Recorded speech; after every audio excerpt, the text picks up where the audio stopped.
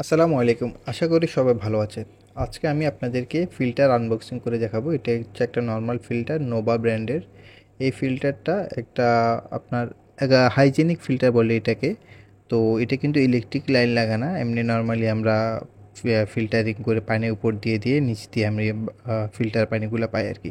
তো বেসিক্যালি এটাতে ফিল্টারের পার্টের দুইটা পার্ট আছে, অর্থাৎ দুইটা অংশ। একটা হচ্ছে উপরের পার্টটা, যেটা আমরা পানি উপর দিয়ে দিব, এবং এখন যে স্ট্যান্ডের উপরে যে অংশটা লাগাইছি এটা হচ্ছে নিচের অংশ।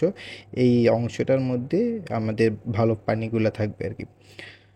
তো এই ফিল্টারটা নর্মালি আমরা আয়রন রিমুভার ক্ষেত্রে বেশিরভাগ ইউজ করে থাকি, কারণ এটার যে কিটগুলো আছে, যে পাথরগুলো আছে, ওগুলা মোটামুটি চলে। ওগুলো আপনার এই ফিল্টারগুলোর মধ্যে কিন্তু আবার বিভিন্ন ধরনের সাইজ আছে।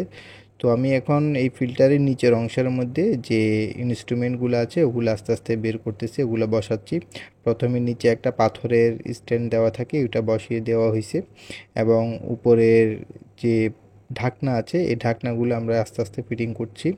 প্রথমে এই ফিল্টারের ভিতরের পার্টের মধ্যে একটা, আমার হাতে যেটা দেখতে পাচ্ছেন এটা হচ্ছে একটা বিভিন্ন পাথর দিয়ে ফিল্টারিংয়ের স্তরগুলো ভাগ করা হয়েছে। তো এটা বসানোর জন্য উপরে যে স্ট্যান্ডটা আছে এটা বসিয়ে দিয়ে এটা ঘুরায় পেঁচায় এইভাবে লাগিয়ে এটা বসাতে হয়।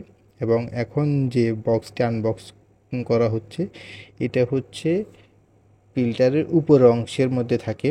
এটি মূলত আয়রন রিমুভ করে, এবং এটি প্যাচ খুলিয়ে এখানের মধ্যে উপরের অংশটার মধ্যে এটা ফিটিং করতে হয়।